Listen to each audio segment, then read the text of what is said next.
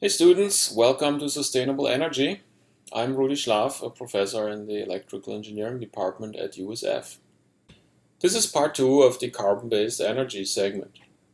In part 2 we will discuss pollution, the greenhouse effect, we will discuss global warming, we will discuss evidence for global warming, and we will discuss the potential consequences of global warming. The burning of fossil fuels causes hundreds of different chemical compounds to be released into the environment. Motor vehicles are the biggest example of fossil fuel related polluters. Hydrocarbons form from incomplete combustion. There are volatile organic compounds like benzene, formaldehyde, and so on. Then there is nitrogen oxides, NO, NO2. There are carbon monoxide, CO, and particulates, which are solid organic compounds, also known as soot. The average car does about 20 miles per gallon and drives about 12,000 miles per year, and so it produces a few tens of kilos of the above list of toxic pollutants, but also about 6 tons of benign carbon dioxide per year. And that carbon dioxide, as you probably know, is under suspicion for causing the greenhouse effect. The emitted toxic pollutants threaten life directly. If you think of smog, it contains mostly ozone, carbon monoxide, and gaseous and solid hydrocarbons. Ozone is good in the stratosphere, but on the ground it damages the lungs, the eyes, and it causes asthma. Ozone is generated by photochemical reactions of nitrogen oxides and hydrocarbons and oxygen. This process is shown here. So whenever you have smog and sun combined, then you get also ozone. This is why ozone is typically a summer smog alert. If you add vapor to the mix and sun, then acids are being produced. This you may have heard of acid rain that is connected with sulfur that comes out of coal burning that makes sulfuric acid that then damages forests and oceans. The emitted hydrocarbon mix is composed of a large number of compounds, and several of these compounds are suspected or one knows that they cause cancer. Carbon dioxide, on the other hand, is not a direct threat to organisms as long as it is dilute in the atmosphere. However, carbon dioxide, along with other gases, is able to absorb and therefore reflect infrared radiation. That is the basis of the natural greenhouse effect, where the sunlight is being absorbed on the surface of the Earth.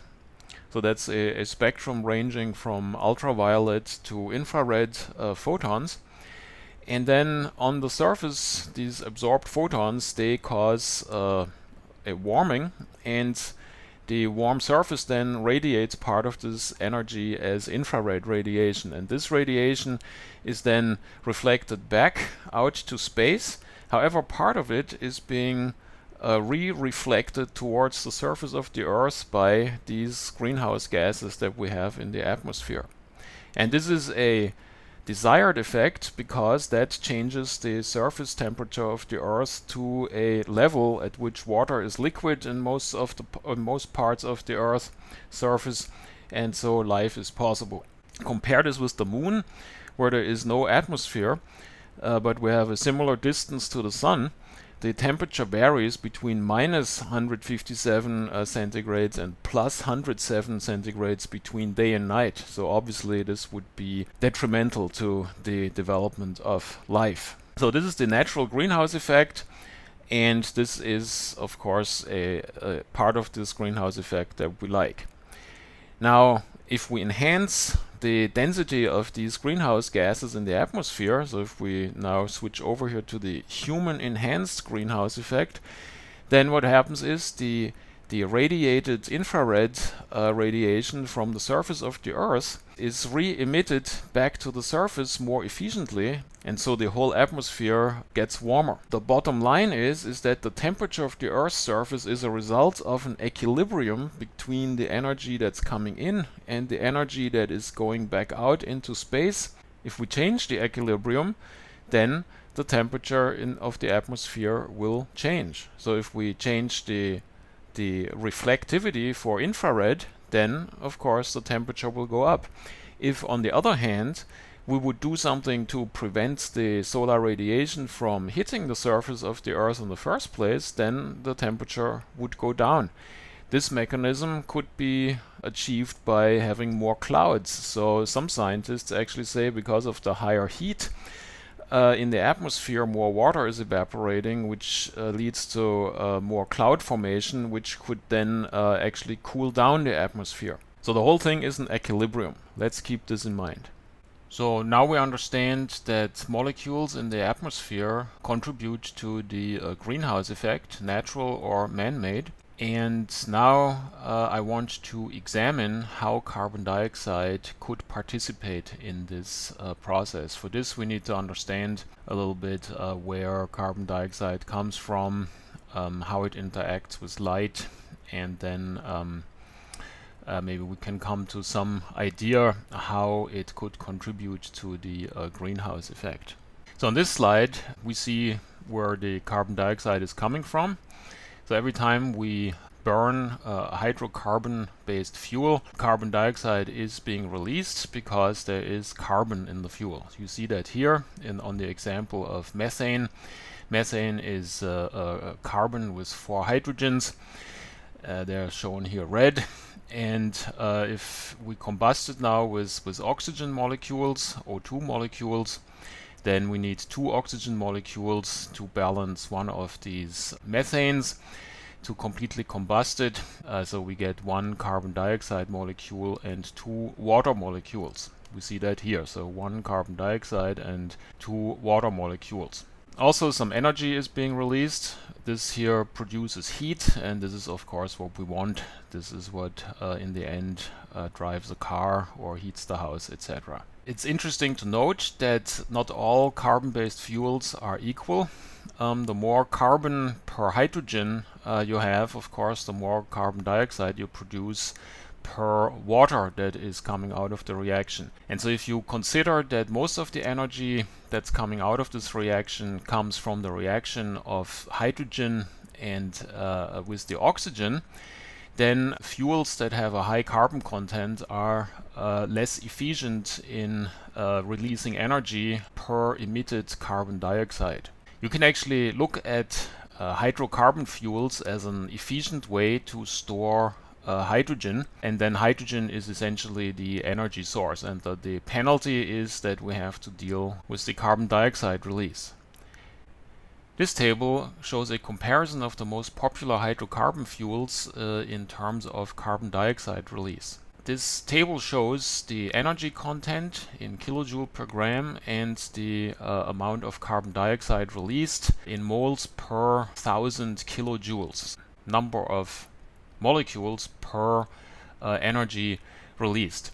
And you see here a clear trend.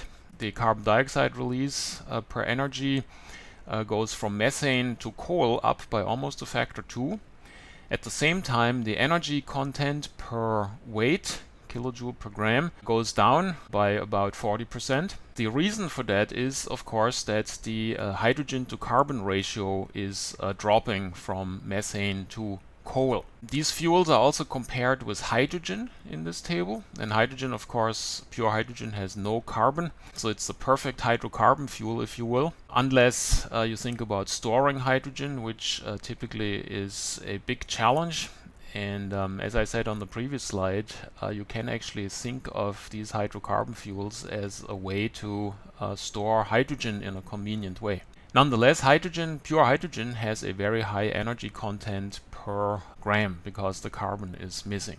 If you look at ethanol, that's an interesting point to make here. Ethanol is something similar to gasoline, to petroleum. Since ethanol is a very short carbon chain, it has only 2 carbons, we have more hydrogen per carbon than on average in gasoline because we have longer chains of carbon in gasoline. Nonetheless, the energy content of ethanol is lower than that of gasoline, and the reason for that is is that some of the hydrogens on the ethanol hydrocarbon have been already replaced with an alcohol group, an OH group, and this already released some energy. So the ethanol by itself per weight has a lower energy content than gasoline, while the carbon dioxide released per energy is actually the same. If we want to understand how carbon dioxide interacts with light, meaning how can it reflect infrared radiation and contribute to the greenhouse effect, to the warming of the atmosphere, we need to understand how carbon dioxide can interact with light. For these types of considerations, it is best to envision light as a stream of light particles, which are called photons, and each of these photons carries a certain energy, and this energy is proportional to the frequency of the light. And we see that here in Einstein's photoelectric equation. So E equals h times nu. And nu is called Planck's number. That is a constant that simply relates the frequency of the light wave to the light particle energy. If you prefer to think in wavelengths, then this formula can be transformed into Planck's number times the quotient of the speed of light divided by the wavelength. So speed of light divided by wavelength is just the frequency. So let's look at an interesting experiment, how light and molecules interact. Let's look at light emission spectra of certain molecules. And so the experiment is to have a gas discharge tube. In essence, this is a fluorescent light bulb, which is filled with the molecules of interest. And so what we're looking at here is hydrogen, mercury, and strontium.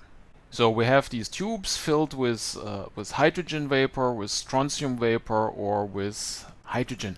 There are two electrodes, and we apply a high voltage between these electrodes, and then we get what is called a gas discharge. It means that some of the molecules get ionized by cosmic radiation events, essentially, and these ions, they get accelerated because of this electrical potential between the two electrodes, and then they run into other molecules in here, and an avalanche occurs. And then if we do everything right, we can just get a steady state condition in which light is being emitted. And this light comes from the excited molecules in here because of the collisions between the ions.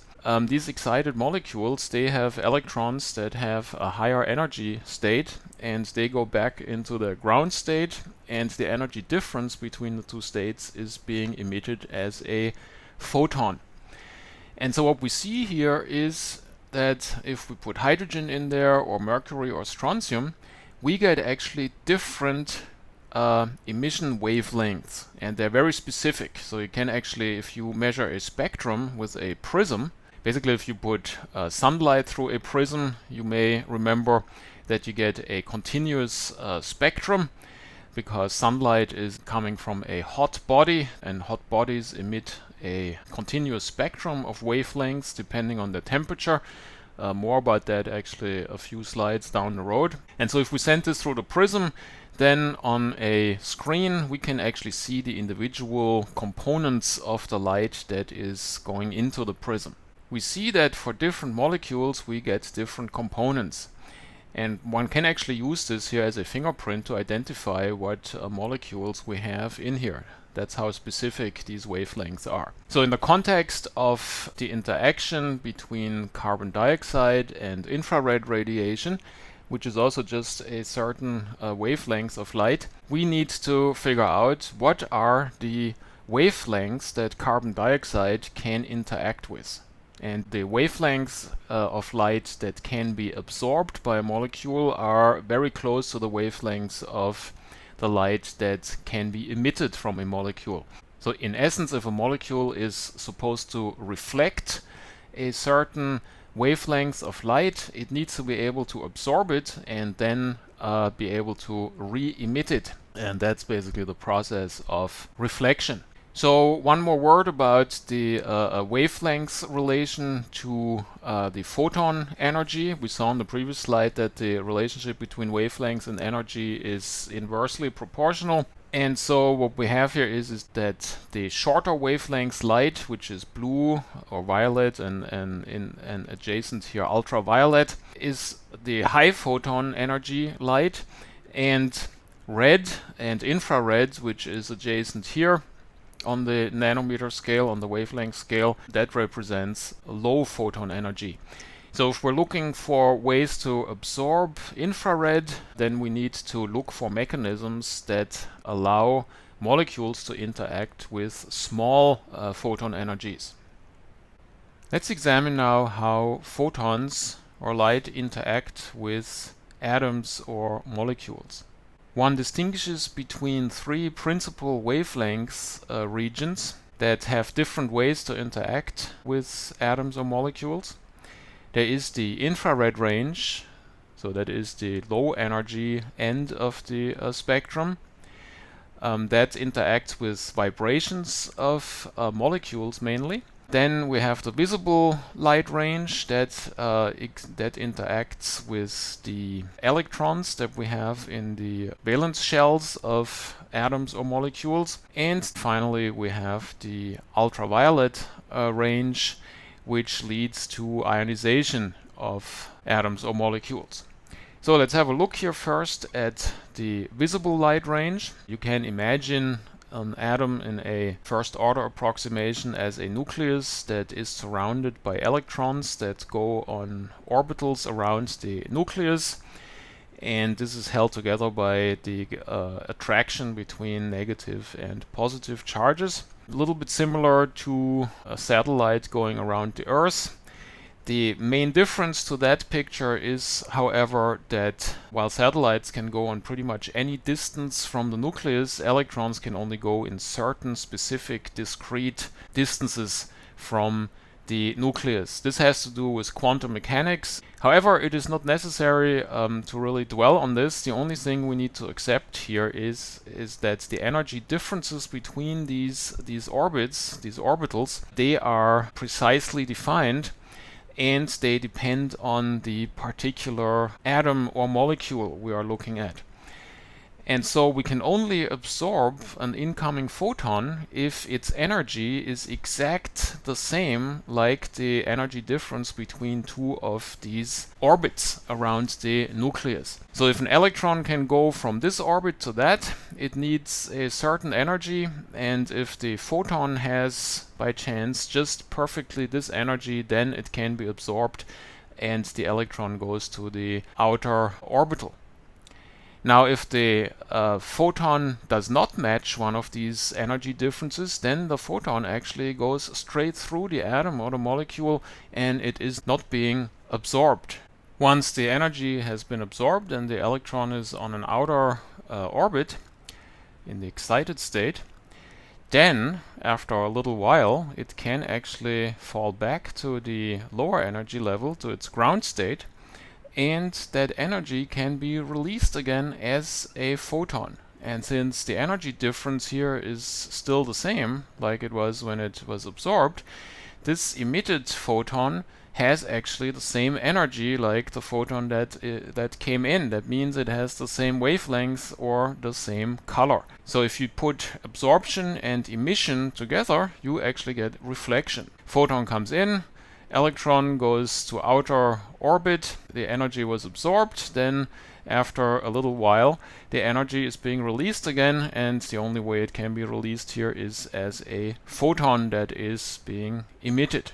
So light in and light out, that gives us reflection. Now this here also explains why, as we saw on the previous slide, certain atoms or molecules yield an emission spectrum that only has particular wavelengths, very narrow bands, as we saw. There is not a continuum coming out of an atom like this, but we only get transitions between these orbitals, and therefore we only see wavelengths or energies of photons that correspond to these discrete energy differences between these orbits. So in summary, we can say that an atom or a molecule is typically transparent for some wavelengths, while other wavelengths are being absorbed. And it is very specific to each atom or molecule which particular wavelengths are being absorbed and which ones can be re-emitted. If we go to shorter wavelength light, so that is photons with higher energy, then what happens is the electron that absorbs the photon does not simply go to a higher orbit. Because of the higher energy, the electron actually becomes a photoelectron and it leaves the atom or the molecule. That means that the atom becomes ionized positively and the electron is becoming a free electron that moves away in the vacuum or in the matrix material around the atom or molecule. Since the electron is gone, if you think of a molecule with covalent bonds where two electrons share one of the bonds, then if such an electron is gone, this means that the bond is actually broken. And that leads to the degradation of materials. You can see that, for example, if your dashboard or curtains disintegrate after a few years of sunlight, or more severely when skin cancer develops because DNA molecules are being damaged by ultraviolet photons. Okay, now we understand what happens when visible or ultraviolet photons interact with molecules. Now let's examine what happens with infrared light, the light that is of concern when it comes to the greenhouse effect. Since this light has much smaller energy, photons, there is not enough energy to move electrons from one orbital to the next. Even two orbitals that are directly next to each other have a too large energy difference for infrared photons. So infrared photons cannot be absorbed through the mechanism of bringing an electron into a higher orbit. What instead happens is that infrared light is absorbed by molecules, and because in molecules we have atoms attached to each other with chemical bonds, and these atoms now, if you think of these bonds as springs, these atoms can vibrate relative to each other, and so we get different vibrational modes, here shown as V1, 2, and 3. We have transversal oscillation modes and we have longitudinal oscillation modes, and so each of these oscillations has a particular energy. So again, like with the energy difference between orbitals, we have a quantized discrete energy per oscillation mode. That means that, very similar to visible light, infrared light photons either get absorbed by a particular molecule or they don't, and it all depends on the particular quantized energies that are associated with these vibrational modes. So in summary, for infrared light also, we get molecule-specific absorption and emission lines in exactly the same way like what is observed for visible light. Okay, now we understand how light interacts with molecules, or with the atmosphere in our case. Now it's time to look at the light that is actually arriving on Earth's surface. And that is blackbody radiation emitted by the sun. All matter emits electromagnetic radiation because of the electrons and protons that are moving inside the matter. So essentially this is just the electrons and protons inside the atoms that make up a body. And depending on the temperature, this body emits a spectrum of electromagnetic radiation, or in our photon language, it emits a stream of photons, and these photons have a certain distribution of energy that depends on the temperature. The reason why this is a spectrum, we get actually a continuous spectrum of frequencies or energies for the photons. The The reason for that is that electrons and protons move randomly because of the heat that is contained in the body. Heat is nothing but kinetic energy that makes the electrons and protons oscillate relative to each other. So we have a whole bunch of oscillation modes, and these oscillations, as we know now, they emit photons. The amplitude or number of photons per wavelength of the emitted radiation spectrum depends on the temperature, and it is given by Planck's law. The Planck curve is shown here for different temperatures.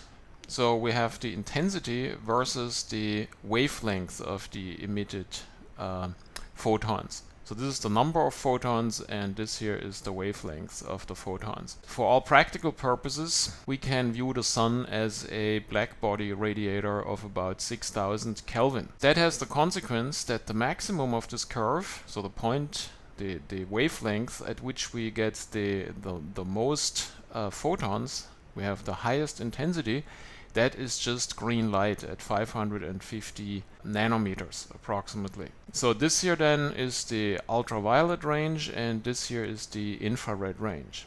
This is essentially the radiation that arrives on Earth outside the atmosphere. So what you also see on this graph is that as the temperature of the black body radiator goes down, here's a curve shown for 5000 Kelvin, here one for 4000 Kelvin, and here one for 3000 Kelvin.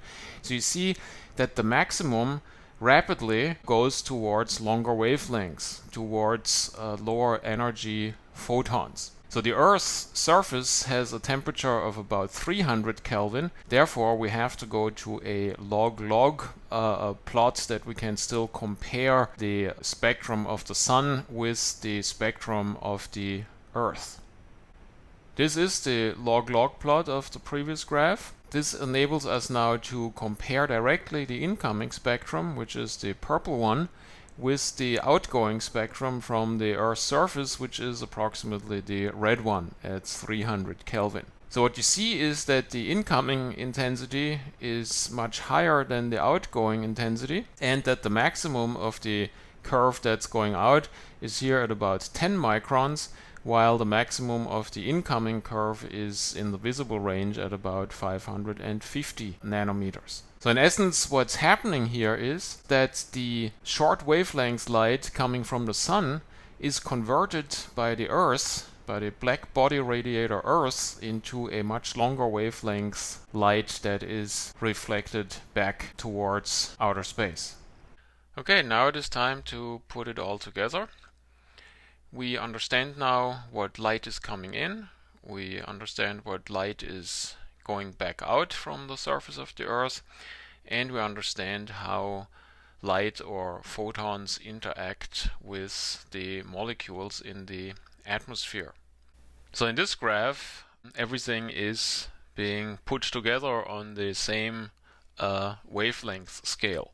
In the bottom part, we see the absorption spectra of the individual components of the atmosphere. So we have the water vapor, the carbon dioxide, the oxygen and ozone, methane, nitrous oxide, and there's also Rayleigh scattering. That's not so important in the greenhouse effect context because it mainly affects shorter wavelength light, where ozone already is pretty much taking out all of the UV light.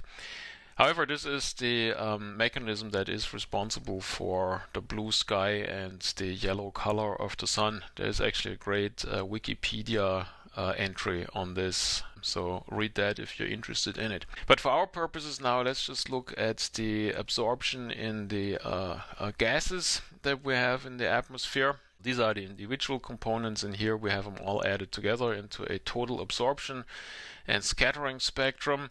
This absorption now affects the incoming light. So the red curve is the black body spectrum of the sun, and the purple to black curves that are black body spectra of the surface of the Earth depending on the temperature. We can assume that we have about 300 Kelvin on the surface, and of course a little bit less on the pole cap, so we're somewhere here between the purple and the blue curves with the light that is being reflected back towards outer space. And so as these incoming photons travel through the atmosphere, they get absorbed, right? So not all of the light that's coming from the sun is actually arriving at the surface. Mainly water vapor. If you look here, these absorption bands of water vapor, they essentially are responsible for these gaps in the spectrum that arrives at the surface of the Earth. The UV light here is taken out by the ozone that is in the atmosphere. So that's the ozone layer that protects us from the UV light. So the solid red spectrum, that is what arrives at the surface of the Earth, and that's about 70 to 75% of the incoming radiation. The same thing happens with the infrared light that's coming back from the surface of the Earth. The surface of the Earth is around 300 Kelvin. At the pole cap's a little bit below, so we're somewhere here between the purple and the blue spectrum on average, maybe. As these photons go through the atmosphere, they of course also get absorbed on their way back to outer space. What really makes it is the solid blue spectrum here. So the other parts to the right, the shorter wavelengths and the longer wavelengths infrared light, this is being absorbed and reflected. And so this here is essentially what is responsible for the greenhouse effect that makes the surface of the Earth warmer than without this process. And so let's remember now that this is an equilibrium. So depending on the efficiency of this absorption and back reflection process of these wavelengths, we actually get a lower or higher temperature at the surface of the Earth, because the proportion between incoming radiation and outgoing radiation changes because of that. So now let's see which molecules are responsible for the absorption. Of course, water vapor is participating a lot, but we also see that carbon dioxide is actually pretty significant for these wavelength regions. This band here is not so important because it is far away from the maximum of the curves, so there are not so many infrared photons that can be reflected. But this band of carbon dioxide is close to the maximum, and so depending on more or less carbon dioxide in the atmosphere, we can expect that there is more or less reflection. And with that, if we get more reflection, then we get a higher temperature on the surface. With less reflection, we get a lower temperature. So it is entirely possible, if the carbon dioxide content is increasing, that the temperature of the surface of the Earth goes up. The real question is really, how significant is this effect? There is no question that it contributes, but I think the debate really is about how significant it is and whether it is really responsible for the temperature increase that is being measured. Okay, now we understand that carbon dioxide potentially is able to increase the surface temperature of the Earth. So it's interesting to look into the historical development of the carbon dioxide concentration in the atmosphere. For a long time, nothing happened. And we see this here in this graph. This shows the carbon dioxide emissions per year in the United Kingdom. And it starts here in 1600. And so the curve is largely flat. But in 1769, James Watt invented the external condenser for steam engines, and that increased their efficiency dramatically, so they became interesting for industrial production. And at that point, then more and more coal was extracted because the steam engines became popular, and so we have a typical production curve on the onset of a peak, and we get a pretty much exponential increase. On a larger time scale, we see that there is a secondary peak, which is when cars were invented and the oil use went up. We also see here that actually the United Kingdom already went through its first fossil fuel peak in 1910, when coal production started going down again. Let's now look at the carbon dioxide concentration in the atmosphere. This graph shows the concentration in parts per million over time, from 900 to 2000. We see here that there is a dramatic increase at around the time when the steam engine was improved by Watt. And so the carbon dioxide levels went up here in an exponential fashion. The correlation of this increase with fossil fuel burn goes back to research done by Keeling. Keeling first started measuring carbon dioxide levels in the atmosphere on Hawaii in 1958. So the blue curve, these are actually actual measurements, and in the beginning just done by Keeling, but then as time went on, more and more research stations around the world started measuring these carbon dioxide levels. The historic levels that we see here, they come actually from measurements on air trapped in ice cores. So where is this carbon dioxide coming from? One can calculate that each person produces about 5.5 tons per year. If we put it on a graph, then we have for 6 billion people 5.5 tons per person output. So this area corresponds to the total greenhouse gas emission output worldwide. If we split it up by countries, then we see that this area is unevenly divided between the industrialized nations and the developing countries. We see here that Qatar is the absolute winner in output per person, but closely followed by Australia, United States, and Canada. Europe is at about half that level. This is connected with smaller cars and smaller houses and a larger use of public transportation. But we clearly see that the industrialized nations are responsible for most of the carbon dioxide output. But of course, the developing countries are rapidly catching up. I think there is one coal-fired power plant per week going online in China alone. If we break down the greenhouse gas emissions by cause and by gas, then we get this picture. This rectangle here is the total emissions, and that then splits up into 74% energy-related emissions, 12.5% agricultural emissions, 10% land use, biomass burning, and 3.4% coming from waste. The different colors here stand for carbon dioxide, methane, and nitrous oxide. So all of these contribute. You saw it a few slides back. Not only the carbon dioxide, but also these other molecules absorb some infrared radiation, and so they can contribute to the greenhouse effect. So if we want to make changes, if we want to reduce carbon dioxide emissions, then clearly the energy part is where we need to start. The largest part of this is actually transportation, so driving cars, etc. And then the second largest part is electricity production. Okay, now it is time to investigate global warming. This graph shows the deviation of the surface temperature from the mean as it was measured from 1880 to 2010. This data comes from 4 independent sources, and you see that all the 4 curves are pretty similar and that there is a clear increase of the surface temperature of about 1 centigrade over this time span. This plateau here is thought to have been caused by the increasing pollution coming out of the western hemisphere during industrialization. Apparently the pollutants in the air prevented some of the sunlight from reaching the surface, and that skewed the equilibrium towards colder temperatures.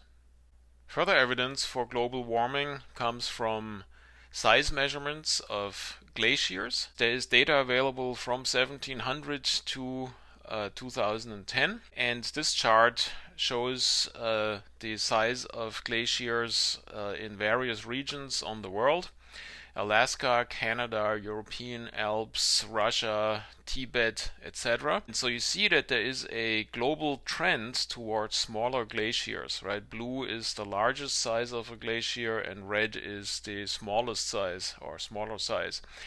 And so for practically all of these glaciers, there is a trend towards being smaller now than they were 100 or 200 years ago. So it seems there is a clear correlation with the global warming trend.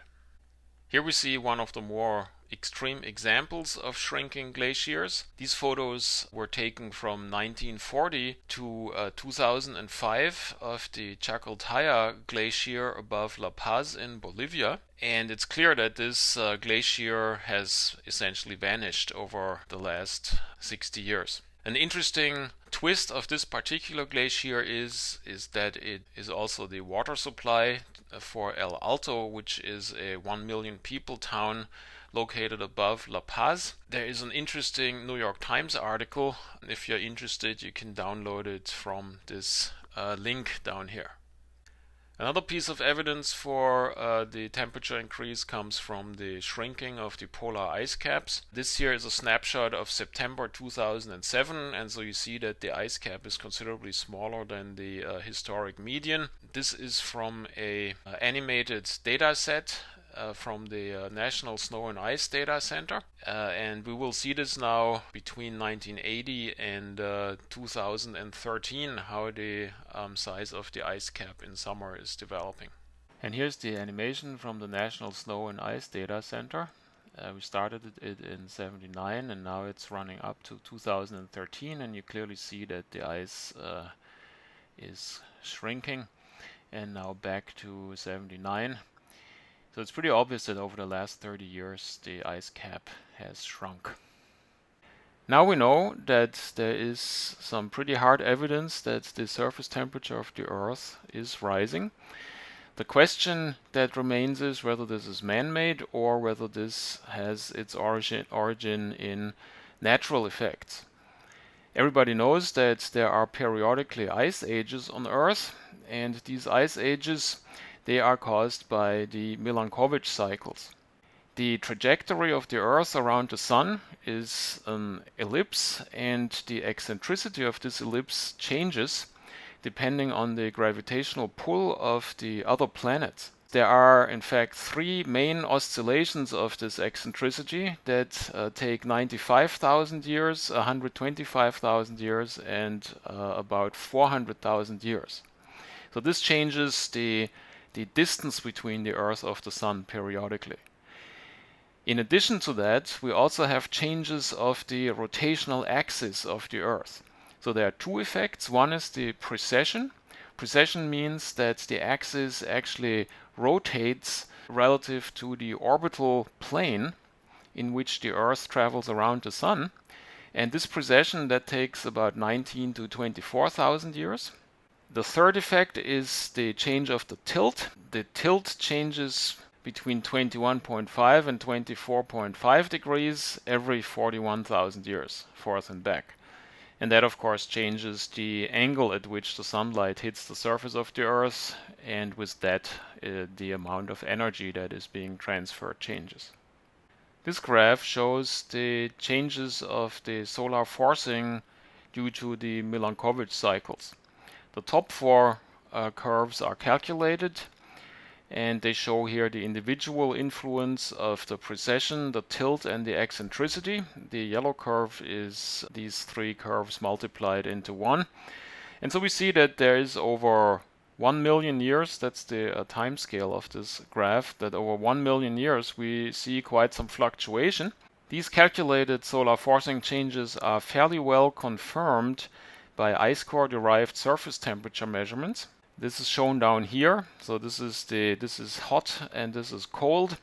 And so you see that the actual temperature fluctuations of the Earth's surface matches at least the eccentricity curve fairly well. Every time we have a peak in solar forcing coming from the eccentricity, we have one of the major peaks down here in the ice core derived surface temperatures. So it's pretty clear that on a larger time scale, the surface temperature is varying quite dramatically and regularly. Right now, we seem to be at the peak of a high temperature period. It's interesting to look into how they do these ice core based temperature measurements. There is a Russian research station at Lake Vostok, close to the South Pole. This is Lake Vostok. And at this research station, they are able to drill into the ice sheet and extract these ice cores. Lake Vostok is buried underneath 4,000 meters of ice, and they drilled close to the surface of this lake, and with this they were able to reach back 4,200 years, revealing the temperatures of 4 past glacial cycles.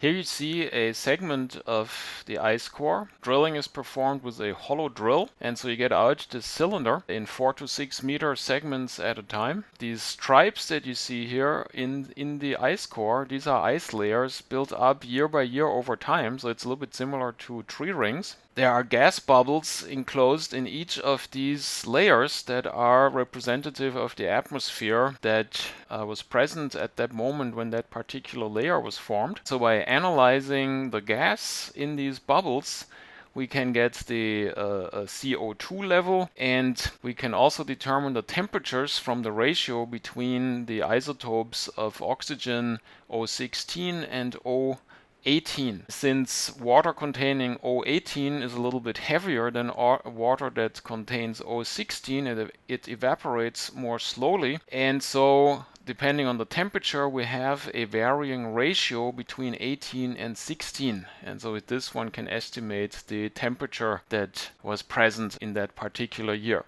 Here you see some of the data that came out of these measurements. This graph covers 420,000 years, and the blue curve that shows the temperature variations that were calculated from the isotope ratio. And so you see that the temperature varies by about 10 degrees. We also see here that we are obviously at the end of one of the hotter periods.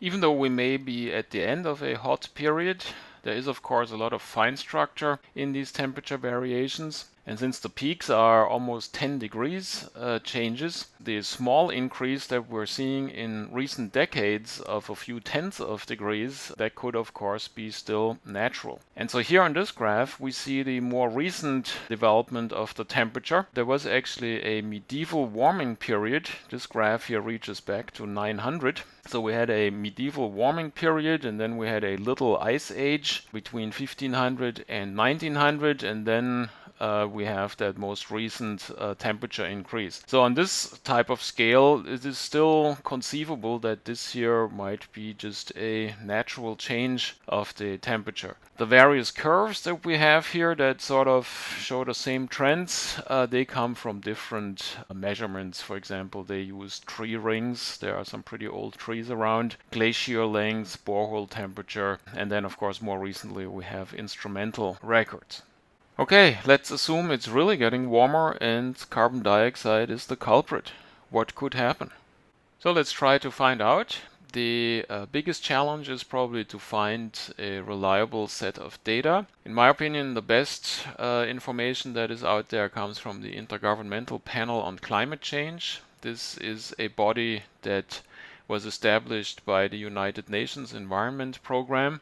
So it's a collaboration of many countries and many scientists, and most of these scientists, they work voluntarily without financial interests, and so we can make the reasonable assumption that the information provided by the Intergovernmental Panel on Climate Change is relatively unaffected by monetary and political interests in comparison to many other sources that are out there. The IPCC issues reports in 5-6 years intervals. The previous one, I think, came out in 2007, and they just started publishing the latest set, the 2013 report on the physical basis of climate change was already published, and so we will now use this report on the next few slides to get an idea what potential changes we may have to expect. Here I went to the webpage for the Physical Science Basis report of 2013, and so you see there are quite a few chapters. If you want to read up quickly, then there's a summary for policymakers, and there's also a video. So we will use this summary for policymakers. Here's a famous quote by Niels Bohr, a physicist. Prediction is very difficult, especially if it is about the future. So when it comes to the IPCC report, they had this in mind when they wrote it, and so they came up with a number of scenarios how the future might play out. The IPCC modeling uses 4 main scenarios. They are called RCP 2.6 through 8.5, and RCP stands for Representative Concentration Pathway.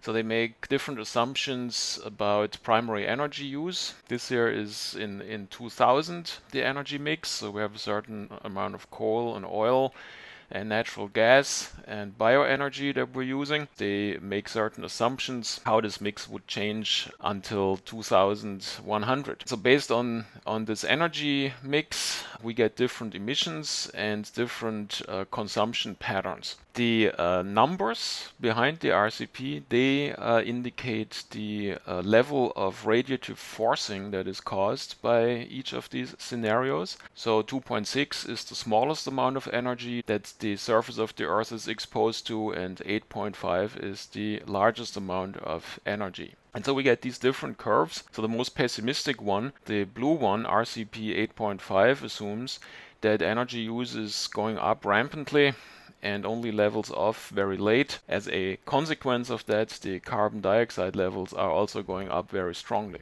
The most optimistic one is the green curve, the RCP 2.6. So here we assume that we have a fairly large bioenergy component, that the overall energy use has not increased that much. So we actually started saving energy, putting better insulation in houses, etc. And so under this scenario, energy use would only go up slowly, and a large part of the increase would not be fossil fuel based, and so this would lead to a leveling off of the carbon dioxide emissions after the year 2025 approximately. The gray and light gray areas in these graphs, they are the 98th percentile and the 90th percentile.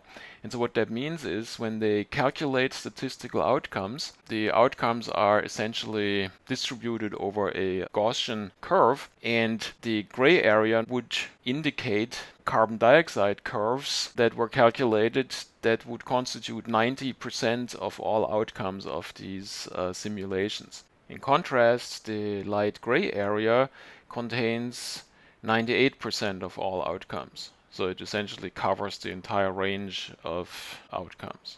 Now, in the following slides, the predictions that are presented about sea level rise, temperature rise, or weather pattern changes, they are based on these 4 scenarios. Okay, let's have a look at this summary for policymakers. Here is the URL, so you can go there and look for yourselves.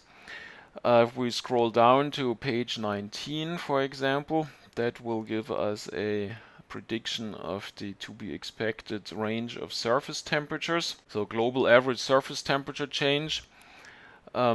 So this is 2100, and we have again our 4 scenarios. So the blue curve, that's the RCP 2.6, and the red curve, that is RCP 8.5. And what we see here is that if we would stick with 2.6, meaning we would start adopting sustainable energy technologies and stop using fossil fuels essentially, and get that drop of carbon dioxide in 2025. Here we would see a surface temperature change of about 1 centigrade relative to now, and then it would be pretty level, and actually it looks like it's even going down a little. If we continue building coal-fired power plants and happily ramp up energy use, fossil energy use, then we could expect something of the order of 3 to 5 degrees of surface temperature change by 2100. So on page 20, there's an interesting graph that shows the change in average precipitation, right? Not only the temperature changes, but also the weather patterns. And so what you see here is that this is the scale of precipitation change, so how much it will more rain or less rain. What you see is because of the rise in temperatures, we actually will get regions that see less precipitation, right? These are the regions that are orange, while the dark blue areas, these are the areas that will see more precipitation. So we can expect that more arid areas are forming, but there will also be areas that will get wetter than before. So this will have implications with agriculture and so forth.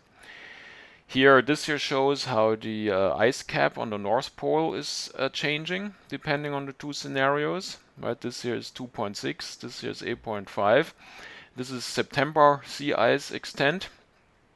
So if we stick with 8.5, then North Pole will essentially turn into a bathtub in September. No more ice, while if we stick with 2.6, then we will still get a sizable ice cap in September in 2100. Okay, on page 24 we can see the projected sea level rise. That's maybe interesting. And again, we have the 2.6 scenario is the blue, and the dark orange one is the 8.5 scenario, and the scale is 1 meter. And so if we stick with 8.5, then we can expect a sea level rise that's somewhere between half and 1 meter. If we stick with 2.6, then we may be able to limit it to maybe below half a meter. Okay, let's have a look what a 1 meter sea level rise may mean for Florida and surrounding areas. Here's a great map from globalwarmingart.com.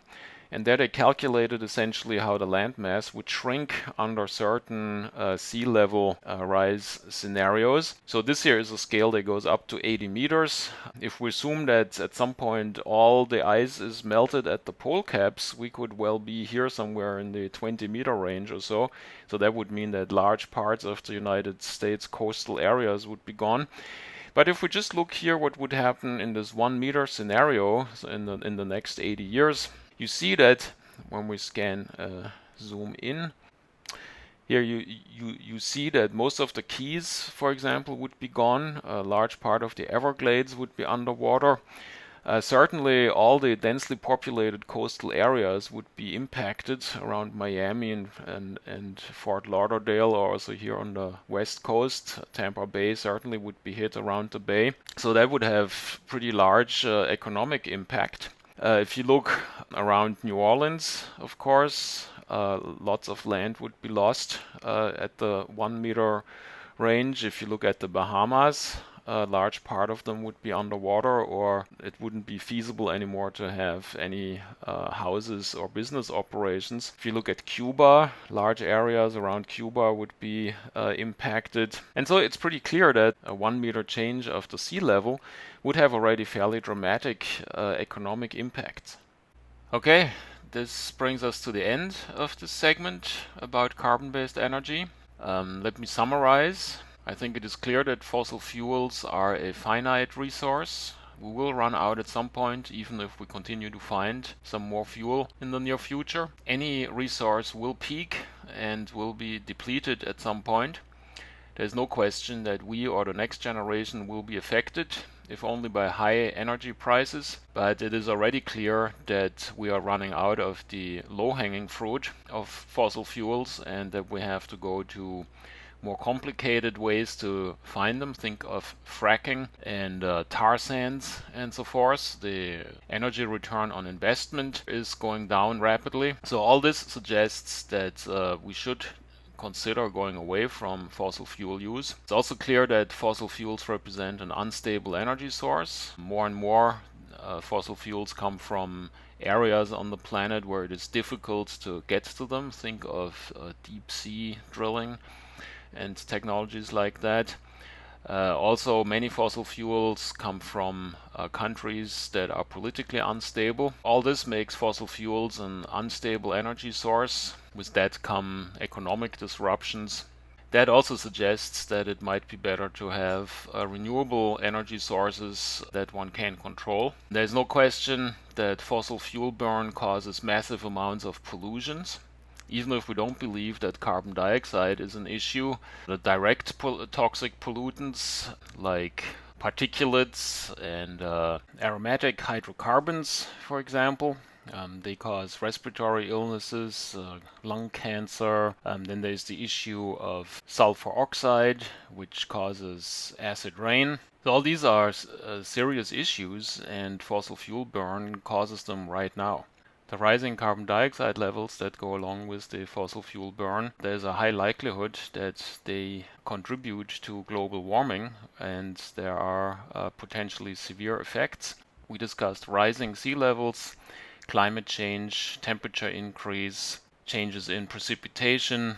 All these effects have potentially significant impact economically and will affect the lives of many people. In summary, it certainly appears there are enough reasons to look for alternative energy sources, even in the near term, simply because there are so many issues with fossil fuel burn that are less than perfect.